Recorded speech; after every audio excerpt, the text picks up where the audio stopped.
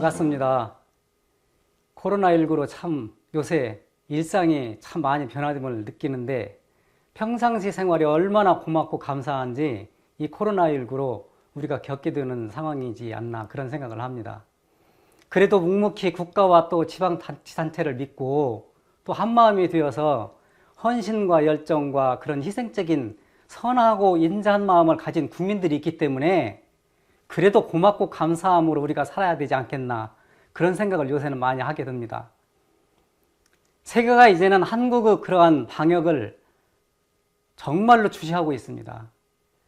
요즘 드는 생각이에요. 저는 원불교를 창시한 서태산 재증권사님께서 깊은 구도 과정에서 대각하시기 전 22세 때 그 세상을 보시고 고뇌하는 내용이 어떤 내용이냐면 이 일을 장차 어찌할 거라는 내용이었었어요.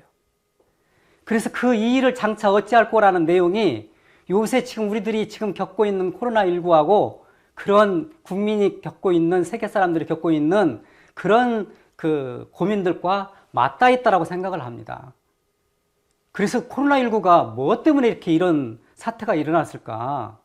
그럼 우리들은 어떻게 생활의 방식을 전환해야 되는지, 이 일을 장차 어찌 해야 되는지, 지구변화는 또한 또 그 지구 기후 변화는 결국 우리가 짓고 우리가 또 받는 것인데 어떻게 해야 하는지 그런 내용들을 정말로 고민을 심도 있게 해봐야 된다고 저는 생각을 합니다. 그래서 그동안 모든 사람들이 지향해왔던 물질 위주 방향이 그렇게 주인이 되어가지고 이끌었던 생활을 이제는 정신이 개벽이 되어서 제대로 주인 역할을 할 수 있도록 방향을 전환하는 그런 기점이 되었으면 좋겠다라고 저는 생각하는 겁니다. 올해가 원기 105년이에요. 원불교가 앞으로 이러이러한 교법으로 세상과 더불어서 인류와 함께 나가겠습니다. 이렇게 교법을 선포한 지가 원기 5년 4월 달에 교법을 세상에 이렇게 제정을 해주신 교법 선포한 지 100주년이 되는 해입니다. 그래서 의미가 아주 깊은 해에 적어도 모든 사람들은 물질이 개벽되니까 앞으로는 정신을 더 개벽하는 그런 개교포 아래서 원불교가 지금까지 이끌어 온 겁니다. 그리고 거기에 대해서 모든 제가 출가 교도님들이 합심 합력했고 또 거기에 또 호의적으로 생각하신 모든 대중들이 이렇게 동참불사해 주시고 합력불사해 주신 그런 기운으로 지금 현재의 원불교가 괄목할 만한 그런 성장을 이루었다라고 저는 생각을 하기 때문에 모든 사람들에게, 모든 대중들에게 또 제가 출가 교도님들에게 고맙고 감사함을 다시 한번 전해드리고 싶습니다. 우리들은 살아가면서 수많은 사람과 또 수많은 또 경계와 또 수많은 인연들을 만나고 살아가죠. 자연이든 사람이든 어떤 만남으로 인해서 우리 삶은 변화되어 갑니다.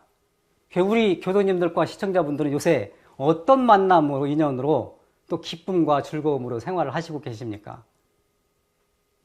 사람마다 다 다를 겁니다. 77억 인구가 있는데 사람마다 다르겠지만 어떤 분은 여행을 좋아하시는 분, 어떤 분은 또 종교 순례를 좋아하시는 분, 또 어떤 분은 취미생활을 또 기쁘게 즐겁게 하시는 분, 또 어떤 이 사람들은 각종 원하는 것을 정당하게 성취했을 때 거기에서 오는 기쁨과 즐거움이 있을 겁니다.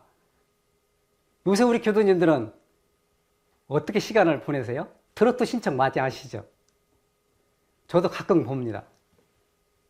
그 가사가 우리의 삶의 애환을 정말로 잘 표현해 주기 때문에 너무나 고맙고 감사한 그런 내용들이어서 사람들의 마음을 움직일 수 있는 그런 힘을 가지고 있는 것 같습니다.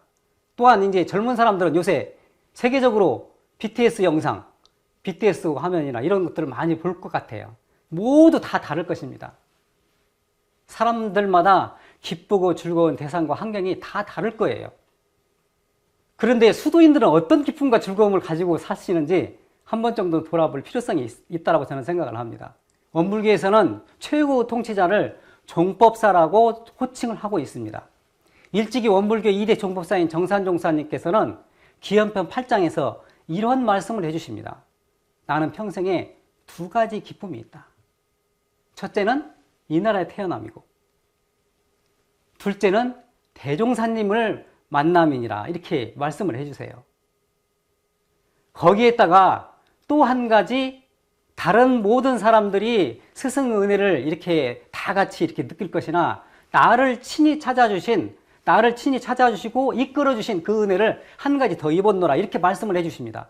그러니까 수도인들의 기쁨과 일반 사람들의 기쁨은 조금 차이가 있겠죠. 원불교 3대 종법사로 계셨던 대산종사님께서는 신심편 8장에서 도가에 네 가지 큰 즐거움이 있다. 나는 이런 즐거움으로 살았으면 좋겠다. 이렇게 말씀을 해주시는 겁니다. 그런데 첫째는 몸과 마음을 오롯이 이렇게 바칠 수 있는 스승을 만나며, 우리 교도님들은 누구를 만났어요? 어떤 스승을 만났을 때 좀 기쁘십니까? 몸과 마음을 오롯이 바칠 수 있는 스승을 만날 때 기쁘고 즐겁다. 둘째는 마음을 온통 전해줄 수 있는 제자를 만날 때 즐겁고 기쁘다. 그 다음 셋은 생사고락을 같이 할 이렇게 동지들, 우리 교도님들 만나면 얼마나 좋아요. 반갑고 기쁘고 즐겁고 그러잖아요. 생사고락을 같이 함께할 동지를 만났을 때.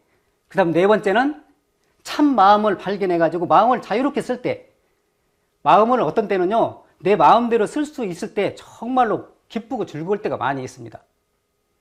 여유롭게 쓸 때, 아주 다른 사람들에 비해서 잘 쓸 때, 그랬을 때 대단히 기쁘고 즐거움을 많이 느낄 수 있을 때, 그때 이제 즐겁고 기쁘지 않는가, 그런 생각을 합니다.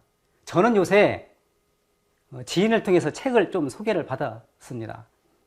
예언이라는 책인데요, 종교 사상가들이 예언한 한국의 미래와 사명이라는 책이에요. 종교 사상가들이 예언한 한국의 미래와 사명, 어떻게 한국이 이렇게 전개될 것인지, 한국 사람들은 어떤 소명과 사명을 가지고 살아야 되는지 종교 사상가들이 보는 겁니다. 그런 견해에 대해서 원불교 소태산 대종사님과 또 정산종사님, 또 더불어서 대한민국 사람들의 자긍심을 높여주는, 아주 그렇게 홍보해 주시는 그런 참 고마운 역사학자고 종교학자분도 계시는구나. 그래서 좀 감동을 개인적으로 많이 받았습니다. 여기에서 내용은 무슨 내용이냐면은, 한국은 정신 방면으로는 장차 세계 여러 나라 가운데 제일 가난 지도국이 된다. 지금 이 나라는 점진적으로 어변송룡이 되어가고 있다. 이 말씀을 해줬을 때 한국은 그때 당시 때 세계 지도상에서 없었습니다. 정말로 가슴 아픈 일이죠. 그때의 한국이 세계 지도에서 사라졌던 일제강점기 때 원불교를 창시한 그런 분의 예언인데, 한국이 배출한 최고급의 종교 사상가라고 이 저자가 소개를 하는 거예요. 그래서 저는 그 내용을 보고 너무나 기쁘고 한편으로 흐뭇하고 미소가 이렇게 속으로 이렇게 일어나게 한 겁니다. 이 책에서는 소태산 대종사님을 필두로 제자인 정산종사님, 정산청사, 또 해월 선생님과 같은 한국 종교 사상가를 비롯해 가지고 루돌프 슈타이너, 그 다음 킴 마일클즈, 그 다음 데이비드 뱅슨과 같은 세계 종교 사상가들이 한국 영적 미래에 대해서 예언을 해주고 있는 것인데, 그 예언하는 내용들이 국적이나 종교적 배경이 다 달라요. 예언자들이 사는 그 방향이, 그리고 사는 곳도 다르고, 그러는데 그분들이 예언하고 있는 한결같은 내용들이 한 곳으로 모여진다는 말씀이에요. 그 내용은 무슨 내용이냐? 한국은 장차 평화적으로 통일을 이룩하게 된다. 평화적 통일을 이룩하는 것은 물론이고, 앞으로 경제적 강국이 되고 전 세계를 영적으로 인도하는 나라가 된다는 거예요. 그런데 여기에서 저자가 이 가운데 가장 믿기 힘든 것이, 한국이 정신적으로 세계를 인도할 수 있다는 그런 지도국이 된다고 하는 것이 저자가 이해가 안 된 거예요. 그런데 2020년 초에 코로나19가 세계를 강타하기 시작한 겁니다.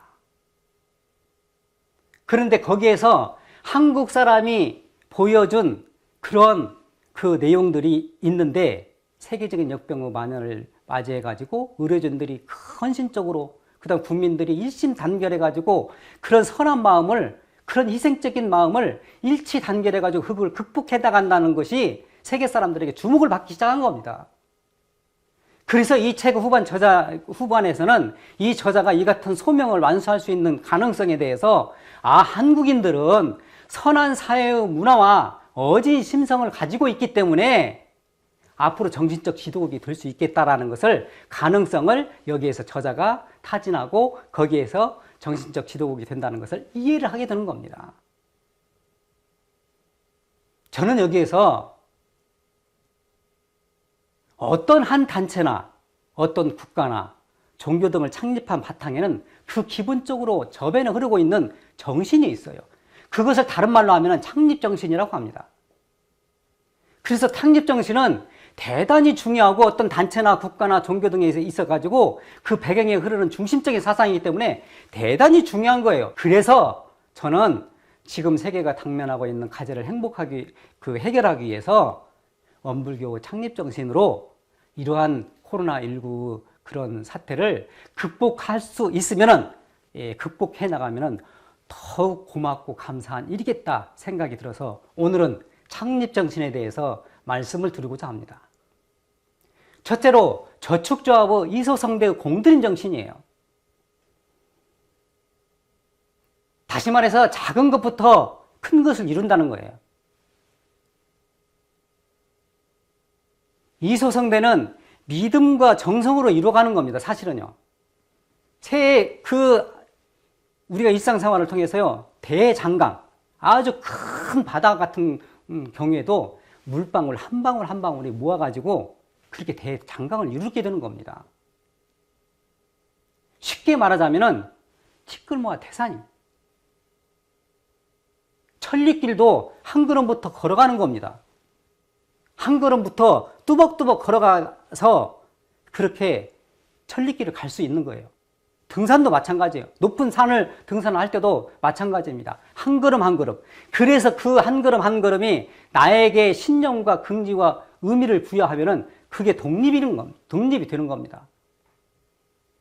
그래서 그때 당시 때에는 구인 제자들과 대종사님께서 구인 제자들과 함께 그곳에서, 여기에서 지금 현재 할 수 있는 일부터 시작한 겁니다. 대중들과 같이.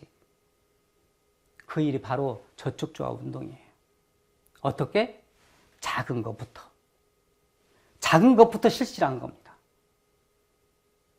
지금까지 먹었던 술과 담배를 줄이고, 미신타파, 근검 전략, 허례 폐지, 이런 운동을 할 수 있는 일부터 시작을 한 겁니다. 어떤 경우에 있어서 힘을 쌓는 것도요, 작은 정성이 모아져야 되는 겁니다. 사실은요. 우리 교도님들도, 시청자분들도 어떤 일을 할 때에 작은 1층에 집을 짓는다고 할 때에 1층에서부터, 지하에서부터 콘크리트를 잘 하고 그렇게 해야만이 고층까지 올라가게 되는 겁니다. 힘을 쌓는 것도 작은 정성이 모아야 한다는 것을 강조하고 싶은 겁니다. 어린아이들도요, 처음에는 제일 처음부터 뛰어가진 않잖아요. 어린아이들이 어떻게 커요? 어린아이들은 처음에 이렇게 엄마에게 또 분유를 먹든지 젖을 먹든지 그렇게 해서 어린아이가 자관 그 성장을 하면서 처음에는 뒤집고 그러죠. 어린아이가 처음에는 뒤집고 그러다가 기어다니는 것을 또 이렇게 하다가 직립보행 할 수 있으려고 하면, 일어서려고 하면은요, 엄청나게 많이 넘어져야 돼요. 엄청나게 넘어지고 난 다음에서 바로 설 수 있어요. 그래서 바로 서가지고 또 한 발짝 이렇게 걸은 연습을 하고 또 넘어지고 또 한 발짝 걸으면서 넘어지고, 직립보행을 할 수 있으려고 하면은요, 엄청난 노력이 필요합니다. 엄청난 정성이 필요한 거예요. 저는 그렇게 생각을 합니다. 이렇듯 저축조합 운동을 큰 지성스러운 정성스러움으로, 공들임의 정성으로, 정말로 사사로움이 끊어진 그런 마음으로 정성 들였기 때문에, 그런 이소성대의 대신성의 정신으로 했기 때문에 저축조합을 부인 제자들과 같이 이루었던 겁니다. 그게 우리 교도님들이 알고 있는 창립정신의 첫 번째 조목입니다. 이러한 창립정신을 정말로 오롯이 받드는 분이 계십니다. 우리 교도님들 잘 아실 거예요. 정산종사님께서 유축편 11장에서 이렇게 말씀하십니다. 맥이 떨어지면 죽는다. 그러죠. 사실은 우리가 살아가는 데 있어서 맥이 떨어지면 죽죠. 그런데 도가의 법맥은 상통돼야 한다. 근데 도가의 법맥이 상통돼야 되는데 어떻게? 스승과 제자 사이에 정말로 신법으로서 전해줄 수 있는 그런 내용으로 통해야 된다. 그게 맥이 통하는 거죠. 스승과 제자 사이에 맥이 통하는 겁니다. 그게. 그래야만이 이 회상의 무궁한 번영을 누린다. 대단히 중요한 내용이죠. 지금 우리들에게 어떤 신법의 법맥이 통하고 있는지 한 번 정도는 우리 교도님들께서 고민해 볼 필요성이 있습니다. 나는 스승님에 대해서 의심하지 않고 또 지도에 순종하고 불평 불만 없이 또 사실적으로 이실직고하고 있는지, 그렇게 생활을 하고 있지 않다고 하면은 한 번 정도는 나의 그 법의 신법의맥을 제대로 되고 있지 않는 생활을 하고 있구나 반성해야 된다고 저는 생각을 합니다. 저도 마찬가지입니다. 대종산님을 향한 구인 제자는 여기에 이러한 내용들에 대해서 추호도 이해가 없었어요. 그래서 인류 구원을 위해서, 믿음의 정성을 위해서 저축조합을 대중들과 여기에서 현재 우리가 할 수 있는 일, 대중들과 할 수 있는 일을 하신 겁니다.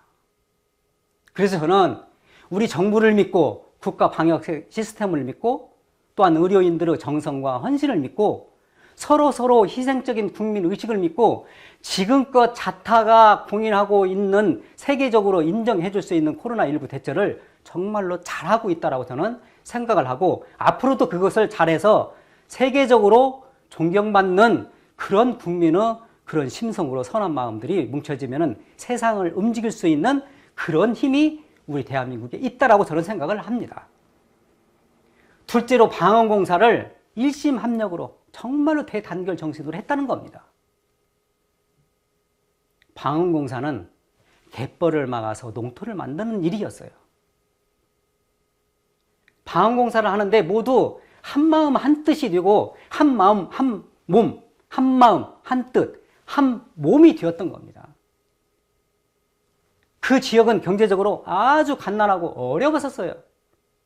정말로 못 살았었습니다. 그래서 이 방언을 해가지고 지역 경제에도 도움이 되고 또한 회상 창립하는데 과연 어렵고 힘든 일을 해결할 수 있는 그런 공부심과 또 신심과 공심과 공부심과 자비심이 진료와 스승과 법과 회상에 있는지 시험을 하는 그런 의미도 있었다고 저는 생각을 합니다. 그때 당시 때 방언공사를 할 때 어떤 일이 일어났는지, 어떤 일이 일어나고 있었는지 우리 교수님들 잘 아실 거예요. 시청자분들도 잘 아실 겁니다. 그때 당시 때 인플루엔자 바이러스 스페인 독감이 창궐해가지고 몇 개월 사이에 많은 사람들이 사망하게 됩니다.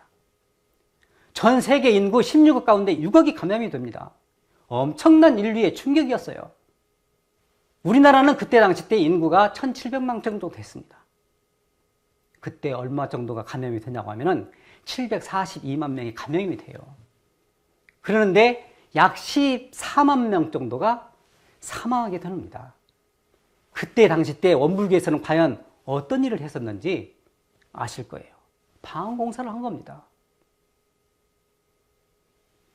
거기에서 아주 중요한 말씀을 해주신 정산종사님 법분편 47장에서 일심의 힘은 위대하다니, 일심의 힘은 위대하다. 팔구인이 삼동에 방언을 할 때 얼음을 깨고 물속에 들어가서 일을 했는데 그때 무오년 얼마나 추웠어요. 무오년 때. 무오년 감기처럼, 다른 말로 하면 그때 당시 때 스페인 독감이에요. 그 무오년 감기처럼 그렇게 심한 때도 아무 일이 없었다. 여기에서 강조하고 싶은 것은 뭐냐고 하면은, 무슨 내용이냐고 하면,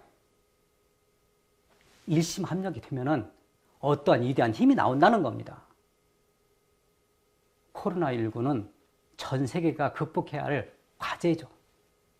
서로서로 간격이 없는 서로 공생공행할 수 있는 마음이 전제되어야 하는 겁니다. 우리 국민 한 사람 한 사람의 마음이 모아지면 능히 생애인을 감동시킬 수 있는 엄청난 일들이 우리를 지켜보고 있는 거예요. 그렇기 때문에 다시 한번 방언공사의 그런 일심합력의 정신을, 저는 그런 창립 정신을 강조하고 싶은 겁니다. 마지막으로 혈인기도를 사무여한, 정말로 사사로움이 없는 무아봉공하는 그런 대봉공 정신으로 했다는 겁니다. 다른 말로 하면 죽기로써 어떤 일을 하는데, 정당한 일에 가치 있는 일을 위해서 죽어도 아무런 여한이 없다는 그런 정신이에요. 사실은 어떤 일을, 저도 여기에는 떳떳하지 못합니다. 어떤 일을 하는 데 있어서 죽기로써 한번 해봤냐 이렇게 물어보면 저도 여기에 당당하지 못하는 것을 솔직히 참여하는 마음입니다. 사무여하나 그런 무아봉공의 그런 정신은 다른 말로 하면은 희생적인 마음이에요. 헌신적인 마음입니다. 치열하고 그런 열정과 정성과 이런 헌신적인 마음이 기본적으로 깔려 있는 것, 기본적으로 바탕되어 있는 마음이라고 저는 생각을 합니다. 이게 무아봉공의 신법이거든요. 그 밑에는 반드시 내려놓음과 배려의 마음이 있어야 된다고 저는 생각을 합니다.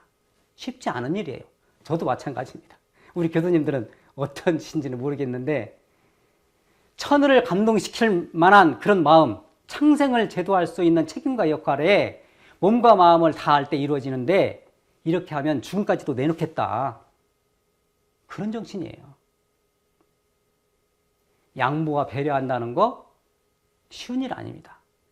성숙한 시민 의식에서 나오는 것이고, 그런 기본적으로 성자적 신법이 있지 않으면 나오지 못하는 거예요. 어떤 상품이나 이렇게 물건을 이렇게 발명할 때 대중들에게 인정받는 거, 또 어떻게 인증을 한다고 하는 거 쉬운 일 아닙니다. 엄청난 그 실험과 또 그 이렇게 실패를 이렇게 극복해 가지고 그렇게 다른 사람들에게 또 모든 대중이 원하는 물건을 만들어내게 됩니다. 그를 인정이라고 하고도 인증이라고 하기도 합니다. 그 이면에는 반드시 보이지 않는 정성과 헌신과 노력과 치열함이 전제되는 것입니다. 제가 근무했었던 그 교당에서 이제 그 지역 어르신들에게 공양을 이렇게 한 10여 년간 김치를 담아서 이렇게 통에 담아서 냉장고에 들어갈 수 있도록 그렇게 김장김치 봉사활동을 이렇게 하는데, 그때 제가 느꼈던 거예요. 교도님들과 같이 농사도 짓고 또 고추도 심고 배추도 심고 이렇게 길러보면서 느낀 감상인데, 아무리 좋은 땅 또 좋은 그 이렇게 그 환경이 되더라도 그냥 되어지는 것이 아무것도 없어요. 관심을 가져줘야만이 그 좋은 땅에서 그 다음에는 또 이렇게 식물이 잘 자랄 수 있듯이 그냥 되어지는 것이 이 세상에 아무것도 없어요. 사실은요. 김장할 때 배추가요, 김장할 때 여러 번 죽어야만이 제맛이 난다는 것을 저는 거기에서 이렇게 경험상 이렇게 깨달은 내용입니다. 우리 교수님들도 아실 거예요. 밭에서 뽑힐 때 한 번 죽고 2등분 했을 때 또 한 번 죽고 소금에 절여가지고 이렇게 죽고 또 고춧가루와 젓갈에 버무려져가지고 완전히 또 죽고 또 통 속에서 담겨가지고 통 속에 이렇게 담겨서 장독 속에서 완전히 발효될 때까지 어두컴컴한 세월 동안에 또 죽고 시작을 해가지고 또 죽고 이렇게 사각사각한 그런 배추 맛이 제대로 이렇게 나려고 하면은 제대로 발효가 될 때 완전히 죽어야 되는 거예요. 우리가 일상생활을 통해서 내가 어떤 거에 대해서 죽는다고 하는 것은 다른 말로 하면 희생, 정성이라고 저는 생각을 합니다. 희생적인 일, 정성 들이는 일이 되는 겁니다. 사람의 인품도 품격도 제대로 발효되어야 좋은 실행으로 나타질 수 있다고 저는 생각을 합니다. 경계에서 잘 이겨내야만이 성공의 열매를 맺을 수 있는 겁니다. 저는 그래서 제가 흔히 많이 표현하는 단어가 있어요. 시인의 얘기인데, 어떤 그 아름다운 꽃들도요, 흔들리면서 피는 겁니다. 이 세상 이렇게 77억 훨씬 넘는 인구가 있지만은 경계 없는 사람, 아픔이 없는 사람 없습니다. 그 경계를 잘 극복하면은 좋은 방향으로 다른 사람들에게 대중의 환영과 보호를 받을 수 있는 좋은 방향으로 그 경계를 극복해 나가면은 다른 사람의 대중의 환영과 보호를 받게 되는 겁니다. 대추 한 알도요, 그냥 붉은 일이 없어요. 대추 한 알도요, 천둥 몇 개, 벼락 몇 개, 뙤약볕 몇 날, 초승달 몇 날을 지내야만이 대추 한 알도 붉어지는 거예요. 그래서 그 주위에 있는 분들에게 동남풍의 훈훈한 마음이 전달되는 것이라고 저는 생각을 합니다. 이런 동남풍의 훈훈한 마음들은 설교 연설만으로 안 되죠. 마음 가운데 정말로 내 마음속에 깊이 그런 동남풍의 마음이 있어야 되는 겁니다. 사랑스러운 마음이 있어야 돼요. 자비스러운 마음이 있어야 되는 겁니다. 평화로운 마음이 있어야 되는 거예요. 은혜로운 마음이 있어야 되는 겁니다. 그래야만이 동남풍의 마음이 다른 사람들에게 전해질 수 있다라고 저는 생각을 하는 겁니다. 기본적으로 그런 마음이 있는데 그것을 말로서 하지 말고 실천으로서 나투었을 때 무아봉공의 실천으로서 정말로 치열하게 열정적으로 정성적으로 정성으로 이렇게 나투어졌을 때 그런 동남풍의 훈한 마음이 전달된다라고 저는 생각을 합니다. 대산종사님께서 이런 얘기를 참 많이 해주셨어요. 우리 때. 앞으로 시대는 어떤 사상과 이념과 동인이 남인이 북인이 동서남부 또 그 여야니 그 남북인이 이렇게 가르는 사상, 가위의 사상으로는 이 세상을 제대로 제도할 수 없다. 그 다음에는 권력이나 정치적으로 또 권세나 북이나 명예 등 힘으로 어떻게 완력으로 이렇게 할 수 있는 그런 바위의 마음도 아니다. 정말로 기다려주고 또 인내해주고 받아주고 인내해주고 또 다 감싸주는 보자기의 마음이어야 이 세상을 다른 말로 하면 동남풍의 마음이에요. 평화로운 마음이에요. 사랑스러운 마음이에요. 은혜로운 마음이에요. 나누고 베푸는 그런 지혜로운 마음인 겁니다.